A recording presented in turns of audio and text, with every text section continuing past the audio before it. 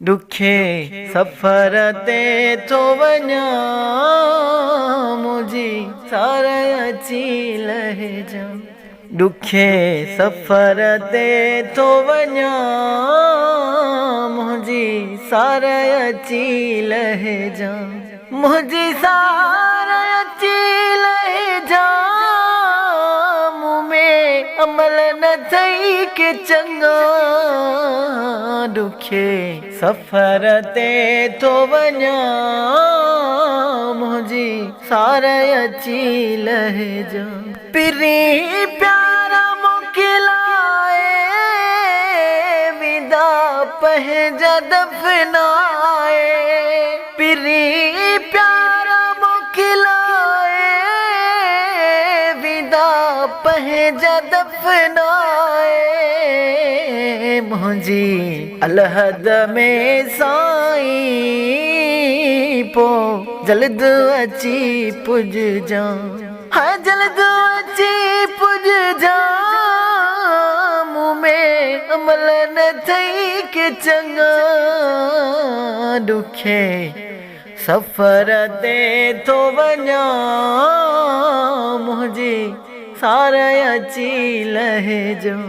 मुंहिंजी सार अची लहिजा मुँह में अमल न थई के चंगा। दुखे सफ़र ते थो वञा मुंहिंजी सार अची लहिजा। पक आहे थींदे शाफ़ी वठी रब खां ॾींदे माफ़ी। पक आहे थींदे शाफ़ी वठी रब खां ॾींदे माफ़ी।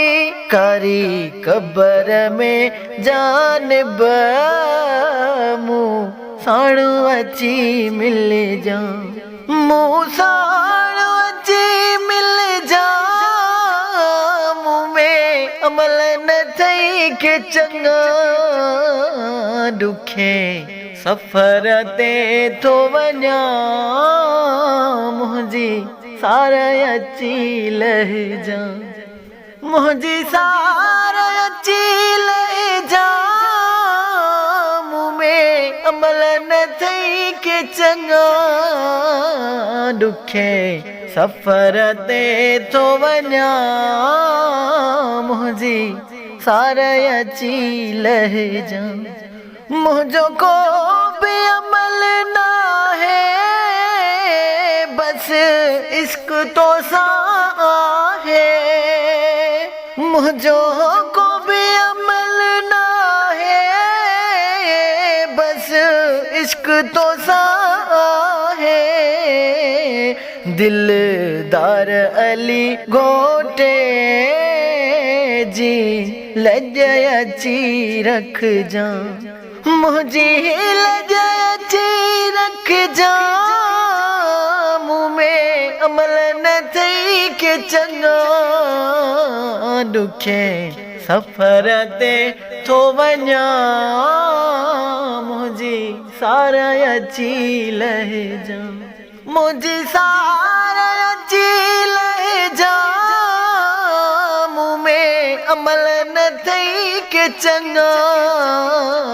दुखे सफ़र ते थो वञा मुंहिंजी सार अची लहिजा।